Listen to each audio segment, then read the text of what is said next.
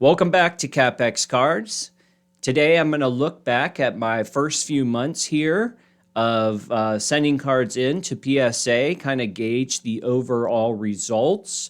This is something that's new for me in 2025, and as a matter of fact, my son and I did not submit our first cards until late July, something like that. Now, what's been different with my experience, certainly compared to other channels and even my son, is most of the stuff that I have submitted so far has been vintage cards. Certainly pre-2000s, and most of them being I'll say 1985, with a nice bit of 70s and some 60s in there. These cards are obviously much harder to get Gem Mint 10s, but that was never really the focus of me sending them in. After doing research on each one, I found that you could be pretty darn profitable actually by just getting 8s. However, if you've watched my submission reveals or my grade reveals, then you know that I have been frustrated with the results so far. So with that, we're going to jump over to the spreadsheet and see what those results actually are here, sort of year to date, if you will, and how I'll be approaching things in the future with this knowledge. Okay, so here we have the spreadsheet that I use to track all of my PSA submissions. Obviously, I have this filtered right now just to cover what has actually sold, so what I have submitted, received back, and actually sold on eBay, so that we have the actual, final numbers for profit or loss in some cases. Now, one thing that you can't see right here is the overall numbers. So to date, I have 77 cards that I have shipped off. Typically, I send shipments between 5 to 10 cards. I've gotten back and sold 37 cards. So we have roughly 40-ish cards out there that either need to be graded or need to be sold in order to get us to our bottom line. But right off the bat, I know that most people who do videos like this grade themselves on gem rate. And I have only received one Gem Mint 10. Perhaps not surprising if you look at this date column, it is for the newest card, I guess the most modern card that I submitted, which was a Kobe Bryant Fleer Game Time. Total cost with shipping and acquisition on that was only $25 because I already owned that card from many years ago. I did get the 10. The net sale was 76, so that was profit percentage of over 200%, with the dollar profit being $51. From there, I have 7 9s. So overall, if I was targeting, higher end 9s and 10s, I only have whatever that is, 8 of them that I received, and the rest are 8s or below. So keep that in mind, because if you're used to watching modern grading videos, obviously an 8 or 7 is essentially going to be worthless. That is also true for some of my cards, but there are others, particularly in the 8s, that have actually sold okay. So as a matter of fact, as I look at this, I have these two stacks here, a John Elway and Dan Marino rookie card. Each were acquired for $40, $65 total for each if you count the grading, and both of them sold for slightly over $100. So in those cases, I made over 50% profit on each of those cards, despite only getting a PSA 8. Now, when it comes down to my highest sale, which will be pretty close to the highest profit percentage, that was also a John Elway rookie. However, this one, and I think I saved the listing here to show, this one ended up getting a PSA 9. So it was an offer situation. I think the final ended up to be $445. So $445 for this PSA 9 that I roughly paid $40 for and another $25 to grade. So that ended up a profit of $310. You can see how much the eBay fees are here, right? So I sold for $445 and I netted $375. That was still good for over $300 profit and 400+%. But that is, of course, a major outlier in the rest of my journey. The other successes that I had came from net sales in the neighborhood of about $100. I had 2 Wayne Gretzky's, and we already talked about the other Elway and the Marino rookie. Those did okay. Ranging from $40 to $79 in profit. Now, what about my worst profit percentage?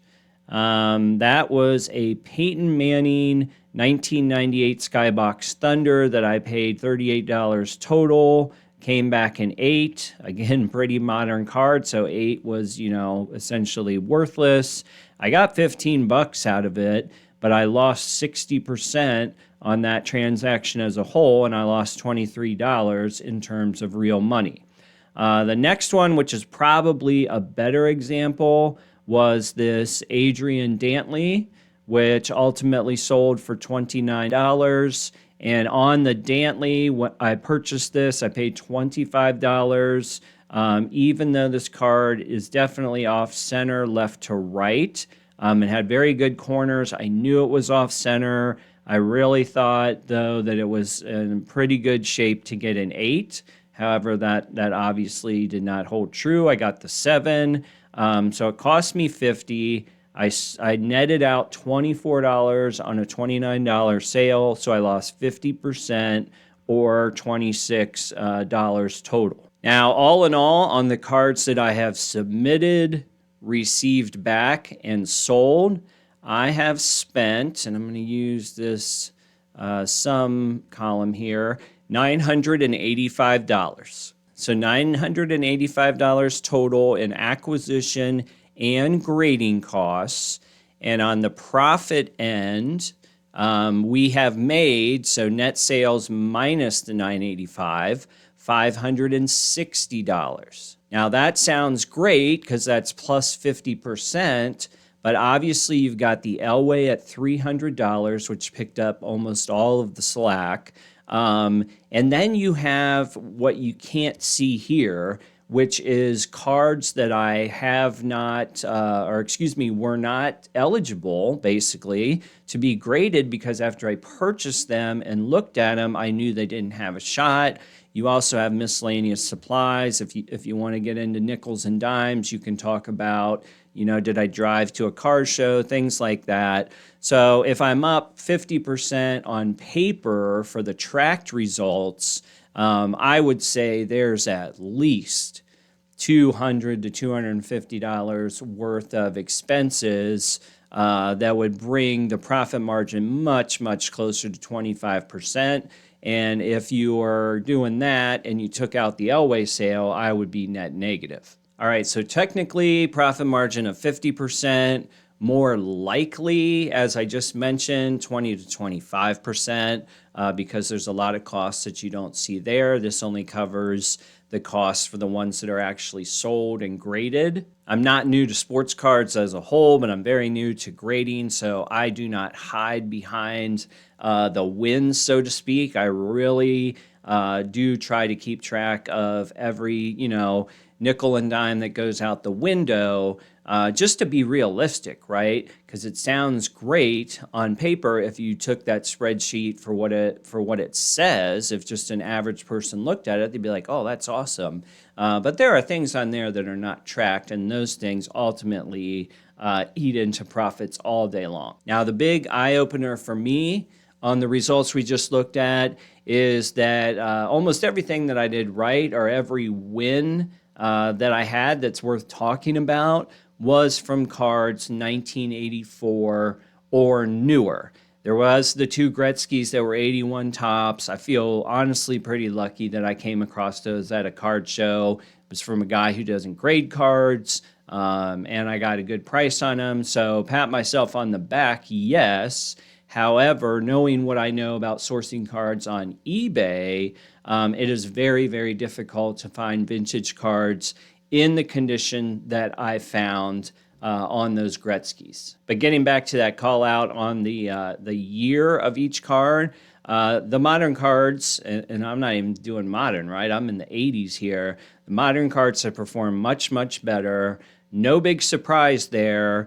But, you know, my original idea of getting PSA 7s and 8s and maybe a 9 here and there on cards, let's just say from the 70s and before, it's not working. It's very clearly not working in the math. And so I do have to pivot from that stretch. Now, funny enough, my son, who's 12 years old, he's been saving money and making deals and getting the kabooms and the low numbered parallels and things like that. And I think that he hasn't submitted a ton, but I think he has 2 10s and 3 or 4 9s to his name, and almost all of his cards have netted out profitable, despite only submitting, a small percentage of the work that I've put into this. So the writing's on the wall for what I thought was going to work. I consider it, pretty well tested at this point. I still have vintage cards in the hopper that are coming. I still have vintage cards to sell. However, I have already pivoted in my sourcing to more modern cards. It just makes more sense. I'm learning a lot about parallels and new sets. Right now, I'm focusing on baseball as we head into Christmas time, so that those can be shipped and hopefully come back before the season starts. And we'll see if I can kind of turn these profit percentages around a little bit, dollar for dollar. So again, the numbers look good on the spreadsheet, but there are some omissions that you can't see, including inventory that I still have. I still have losers that are sitting on eBay that haven't sold yet, and some of those cards are going to come through and they're actually going to drag down the profit percentage. So anyway, guys, that's a very realistic look at my progress since late July when my son and I started doing this. It's okay. It's fine. I give myself, a C to a C plus. I give myself a C plus for everything that I've learned. But with that C plus, I certainly have, let's just say, more homework to do, more studying to do, more focus is needed in order for me to get to results that, at least for me, that I can say I'm proud of. All right, guys, all my graded cards are on our eBay store. Link in the description if you want to check it out.